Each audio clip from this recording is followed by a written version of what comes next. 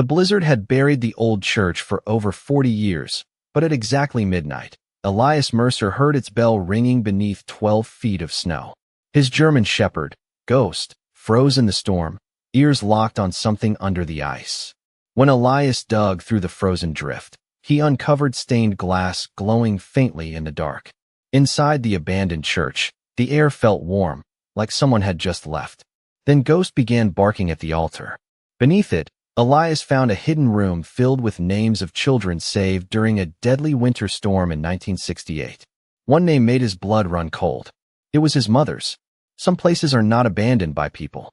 They are abandoned by time itself, waiting quietly beneath the snow for someone broken enough to hear them again. The storm moved across the Montana mountains like an old forgotten hymn, slow and mournful beneath the midnight sky.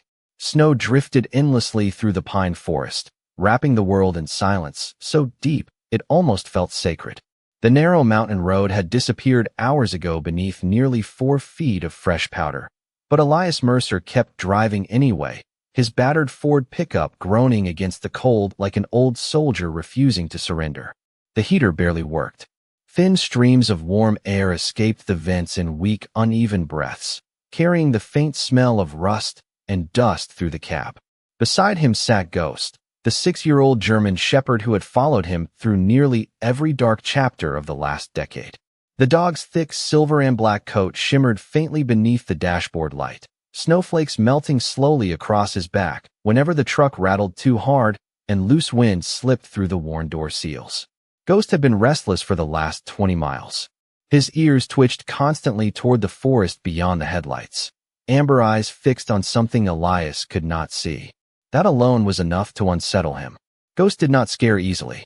During their years working search and rescue contracts after Elias left the Army Corps of Engineers, the dog had learned to stay calm through collapsing buildings, flooded valleys, and winter storms fierce enough to swallow entire towns. But tonight felt different. Elias tightened his grip on the steering wheel, knuckles pale against cracked leather gloves. His reflection flickered faintly across the windshield. 40 years old, broad shoulders hidden beneath a weathered flannel jacket. Dark brown hair streaked lightly with gray at the temples. A face worn down not by age, but by silence. The kind of silence war leaves behind long after the gunfire ends. Outside, the forest thickened. Towering pines leaned over the road like ancient watchers cloaked in white. Wind swept loose snow across the headlights in ghostly waves. Somewhere far off in the darkness, something metallic echoed softly through the storm. Ding! Elias frowned slightly. The sound vanished almost immediately beneath the howl of the wind. Ghost lifted his head. Every muscle in the dog's body stiffened. Then came the second sound. Ding! Clearer this time. Slower. Like an old church bell carried through miles of frozen air. Elias felt a strange tightness settle into his chest. No way, he muttered under his breath. There were no towns anywhere near this stretch of mountain. No houses. No power lines. Nothing except abandoned forestry roads and miles of untouched wilderness buried beneath winter. Ghost suddenly stood up in the passenger seat. A low rumble vibrated in his chest as he stared toward the forest to their right. Then the dog barked 3 sharp times. Elias immediately hit the brakes. The truck slid sideways across the snow before stopping near the edge of the road. For a moment, neither of them moved. The storm hissed softly against the windshield. Then, somewhere beyond the trees, the bell rang again.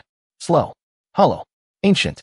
Ghost whined quietly and pressed one paw against the glass as if something out there was calling directly to him. Elias swallowed hard and stared into the endless white darkness beyond the headlights. Because for the first time in years, he no longer felt alone in the storm. Elias stepped out into snow so deep it nearly swallowed his boots to the ankles. The wind clawed through the trees in long, hollow breaths, carrying the sharp scent of pine sap and frozen earth across the mountainside. Ghost leaped down. Beside him without hesitation, landing softly despite his size, nose already lifted toward the darkness beyond the road. The bell rang again. Slower now. Heavier somehow. Elias shut the truck door and listened carefully. Ding! The sound drifted through the storm like something alive, echoing across the forest in waves that seemed too distant and too close at the same time. Ghost moved first. The shepherd pushed into the trees beside the road, forcing his way through thick walls of snow-covered branches.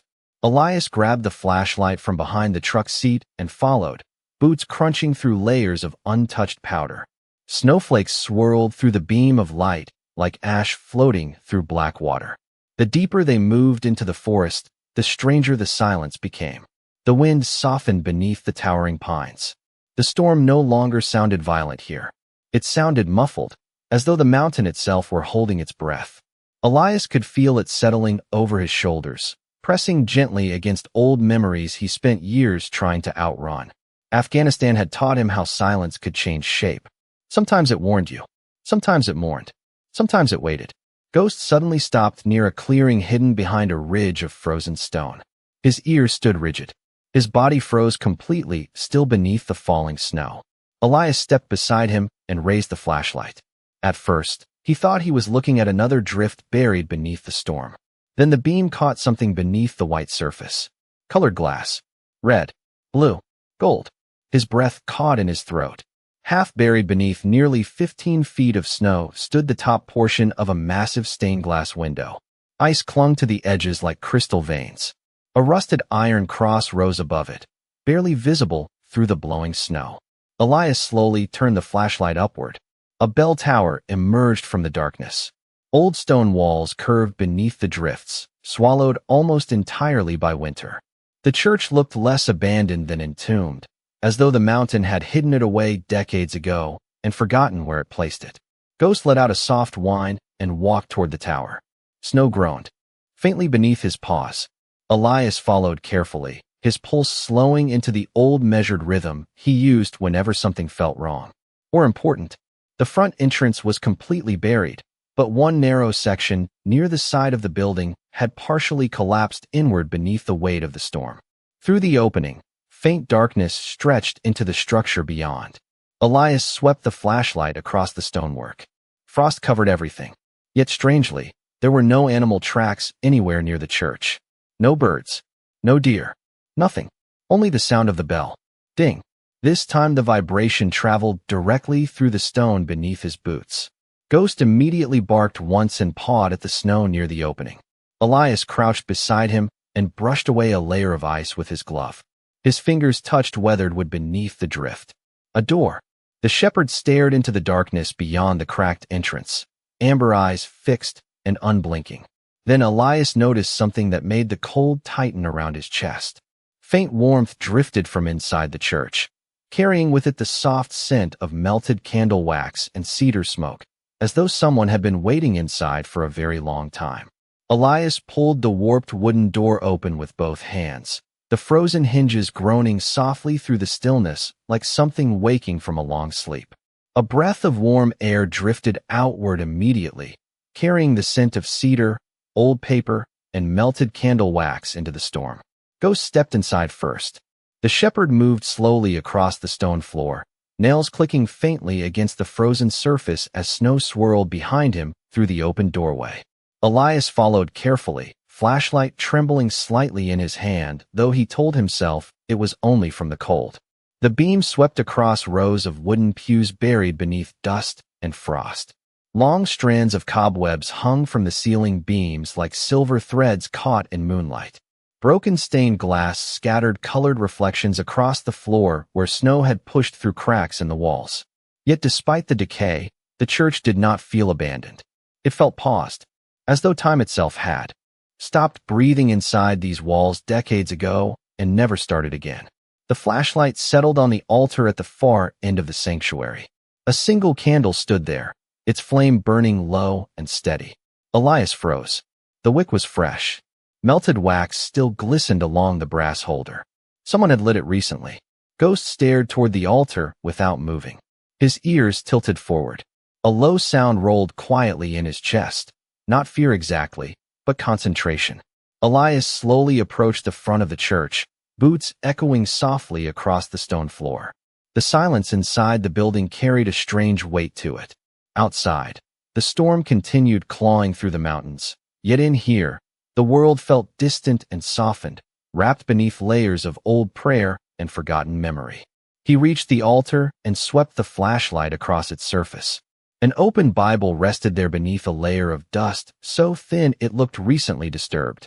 The pages fluttered faintly, though there was no wind. Elias lowered the flashlight. The verse stared back at him in faded black ink. The light shines in the darkness, and the darkness has not overcome it. His throat tightened unexpectedly. He had not stepped inside a church in almost 12 years. Not since the funeral. Ghost suddenly barked once. Sharp. Focused. Elias turned immediately. The dog stood near the left side aisle beside a narrow hallway disappearing deeper into the church. At the end of it, a staircase descended into darkness below the sanctuary. Ding! The bell rang again. Louder now. The vibration rippled directly through the floor beneath Elias's boots. Dust drifted softly from the ceiling beams overhead. Ghost backed away from the staircase slowly, fur along his neck standing upright. Elias moved toward the hall carefully, every instinct sharpened by years of surviving places where silence usually hid danger. But this felt different. The deeper he walked, the warmer the air became. Frost disappeared from the walls entirely. Halfway down the hallway, he noticed something strange carved into the wooden floor beside the stairs. Small marks. Parallel scratches worn deep into the wood. Dog claws. Hundreds of them. As though animals had stood watch here for years. Ghost lowered his head and sniffed the marks carefully before looking up at Elias with an expression so alert it almost felt human. Then the church bell rang again. This time, Elias realized something impossible. The sound was not coming from the tower above them anymore. It was coming from somewhere underneath the church. Elias stood motionless at the top of the staircase while the sound beneath the church slowly faded into silence again. The flashlight trembled faintly across the narrow wooden steps, descending into darkness below the sanctuary floor. Ghost remained near the entrance to the stairwell, body rigid, amber eyes locked downward as though listening to something breathing beneath the mountain itself. Outside, the storm pressed softly against the old stone walls, but down here the air felt strangely calm. Warm. Elias swallowed hard and stepped onto the first stair. The wood creaked under his weight with the long, tired groan of age. Dust drifted upward through the flashlight beam like smoke. Ghost followed one step behind him. Closed Loi Trong Luong Tin, then the narrow staircase descended deep beneath the church in slow winding turns carved directly into the mountain stone. Elias kept one hand against the damp wall as he moved downward beside Ghost. The flashlight beam trembling softly across ancient wooden steps darkened by time and moisture. The air grew warmer with every step. Not comfortable warmth. Living warmth. The kind that rises from hidden earth beneath frozen ground. Somewhere below them, water dripped steadily in the darkness, each sound echoing through the stone like the ticking of an unseen clock. Ghost moved carefully ahead, muscles tense beneath his thick coat, ears flicking toward sounds Elias still could not hear. The shepherd paused every few feet to sniff the air before continuing lower. Elias trusted that instinct more than his own thoughts now. The mountain outside had vanished entirely behind them. No wind. No storm. Only silence and the faint metallic vibration that pulsed softly through the walls every few moments.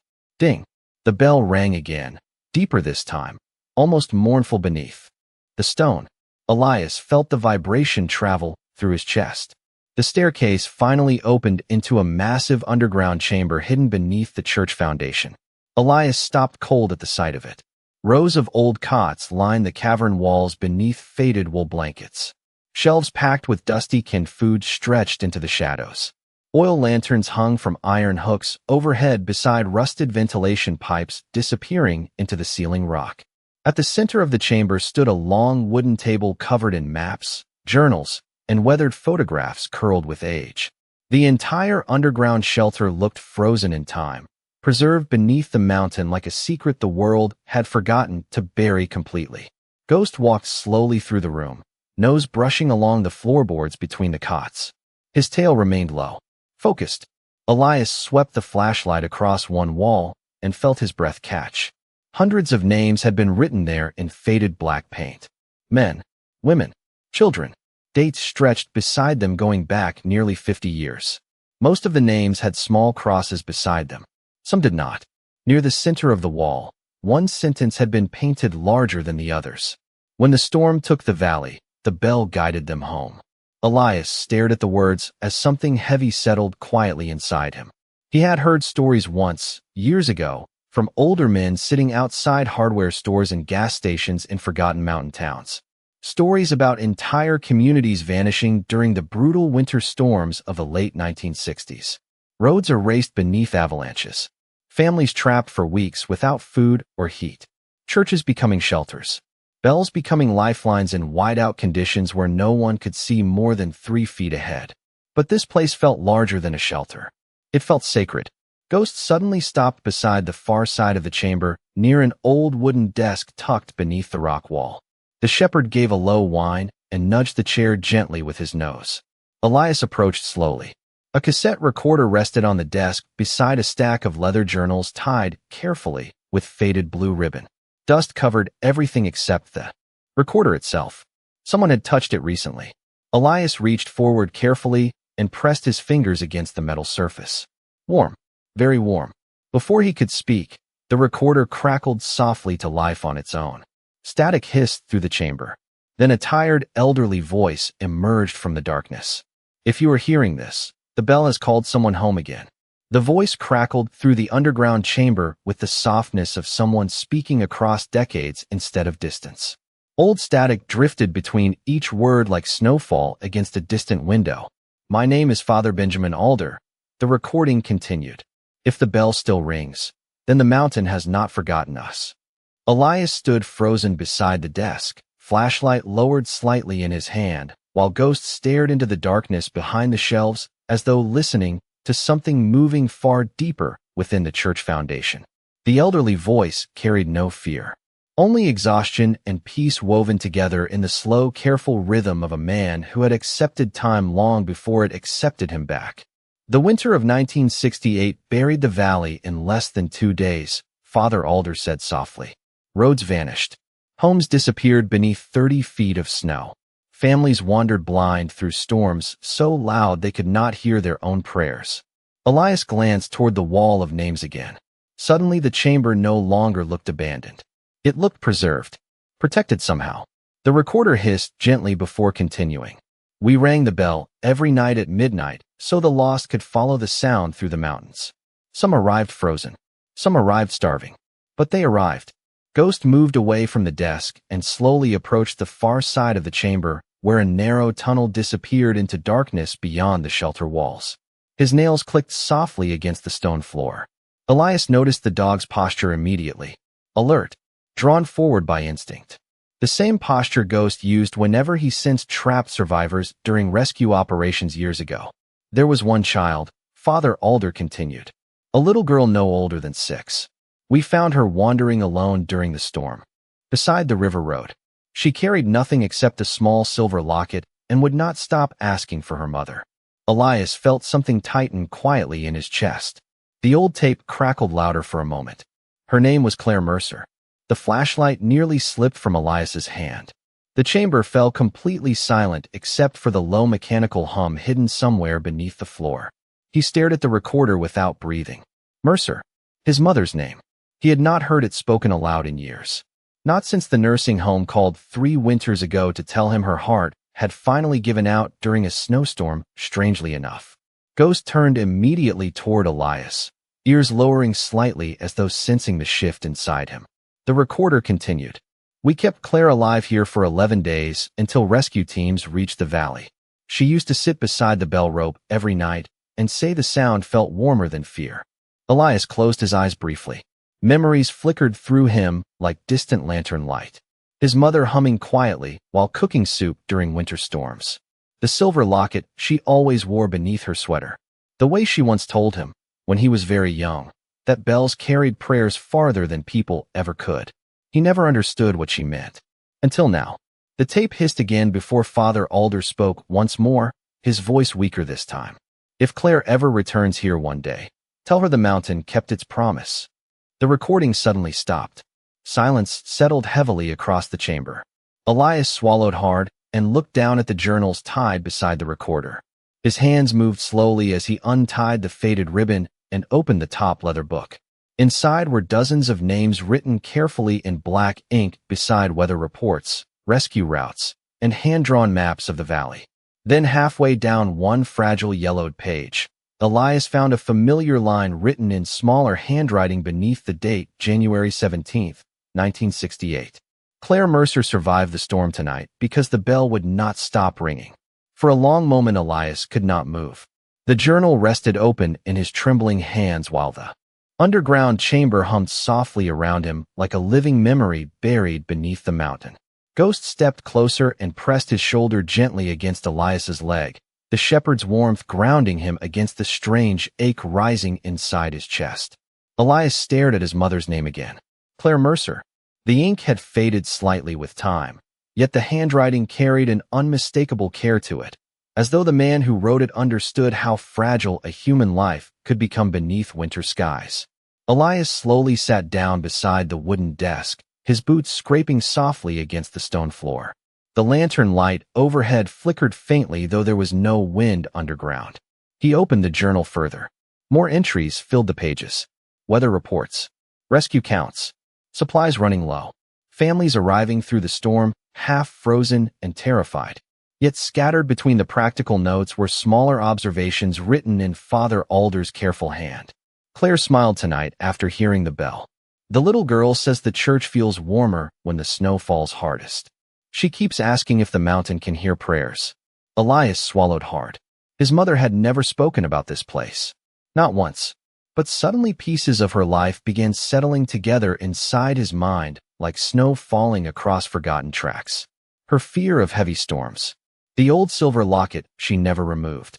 The way she always left a candle burning near the window during blizzards. He had once asked her why when he was a boy. She simply smiled and said, "Because sometimes people need light to find their way home." Ghost suddenly lifted his head sharply toward the dark tunnel beyond the chamber. A low rumble rolled quietly through his chest. Elias immediately looked up. Somewhere far beneath the church, metal groaned softly beneath the earth. Then came the bell again. Ding. But this time the sound carried something different beneath it. Movement. Elias rose slowly and swept the flashlight toward the tunnel. The beam disappeared into a narrow stone corridor lined with old support beams darkened by moisture and age. Warm air drifted steadily from within. Ghost moved forward. Immediately, focused and alert. Elias followed close behind. The corridor sloped downward deeper beneath the mountain. Water dripped steadily along the walls, forming thin ribbons of ice that glittered beneath the flashlight beam like strands of glass. The deeper they walked, the stronger the strange vibration became beneath the floor. Then the tunnel opened into another hidden chamber, far larger than the first. Elias stopped breathing for a second. Suspended above the center of the cavern hung the church bell itself. Massive, ancient, tarnished bronze covered in decades of dust and mineral stains. Thick iron chains stretched upward through the ceiling rock toward the tower far above. But what truly stunned him was the mechanism surrounding it. Water from underground thermal springs flowed through a system of old wooden channels and iron wheels connected to the bell's framework. Steam curled softly through the chamber. Every few minutes, pressure from the heated water shifted the mechanism just enough to move the bell slightly. Ding! The sound echoed through the cavern like a heartbeat. Elias stared in disbelief. The mountain itself had been ringing the bell all these years. Ghost slowly approached the base of the bell platform, ears tilted forward. Then the shepherd stopped beside a small wooden box resting beneath the chains. The box looked untouched by dust, almost waiting. Elias knelt carefully beside it. Carved into the lid were 6 simple words worn smooth with time. For the one the bell chooses. The bell moved again above Elias's head with a slow, ancient groan that echoed through the cavern like the mountain itself breathing in its sleep. Warm steam curled around the bronze surface while underground water rushed softly through the iron channels feeding the mechanism hidden beneath the church. Ghost sat quietly beside the wooden box, amber eyes fixed on Elias with patient intensity. For the one the bell chooses. The words lingered heavily in the still air. Elias rested one hand against the lid for a moment before opening it carefully. Inside lay a stack of folded documents tied with faded twine, a silver cross darkened by age, and a sealed envelope with his name written across the front in delicate black ink. Elias Mercer. His chest tightened instantly. The handwriting was unfamiliar, yet strangely careful, as though whoever wrote it understood the weight certain names could carry through time. His fingers trembled slightly as he opened the envelope. A single letter unfolded inside. If you are reading this, then the bell has finally called Claire's family home again. Elias stared at the sentence while the cavern seemed to fall completely silent around him. Even the dripping water faded beneath the sudden roar of memory inside his chest. The letter continued in Father Alder's worn handwriting. Your mother once told me that kindness survives longer than stone. Before she left this valley, she asked me to protect the church until someone carrying her heart returned. Elias slowly lowered himself onto the edge of the stone platform beneath the bell. Ghost rested his head quietly against Elias's knee. The old priest's words carried a warmth that felt almost impossible after so many years spent drifting from place to place like a man untethered from the world. The letter explained everything slowly, carefully, as though Father Alder had written it for a wounded soul instead of a stranger. After the winter disaster of 1968, the church became more than a shelter. It became a refuge for families abandoned by storms, poverty, and loss. Donations from nearby towns quietly funded the valley for years. Then the final avalanche came. Roads vanished. The church disappeared beneath snow and shifting rock. Most believed everyone inside had died. But Father Alder stayed. He remained beneath the mountain alone for nearly 2 decades, maintaining the bell system, waiting for rescue teams that never fully returned, waiting for someone worthy to find the church again. Elias unfolded the remaining documents inside the box. Property deeds, land records, trust accounts untouched for nearly 40 years. The church and thousands of acres surrounding the valley had been left in stewardship to whoever rediscovered the sanctuary and restored it. Not ownership, stewardship. The distinction settled deeply inside him. This place had never belonged to one person. It belonged to people who needed shelter when the world turned cold. Ghost suddenly lifted his head toward the tunnel behind them. Soft footsteps echoed faintly through the stone corridor above. Elias immediately stood, heart quickening. But the sound faded almost as quickly as it appeared. Only silence remained.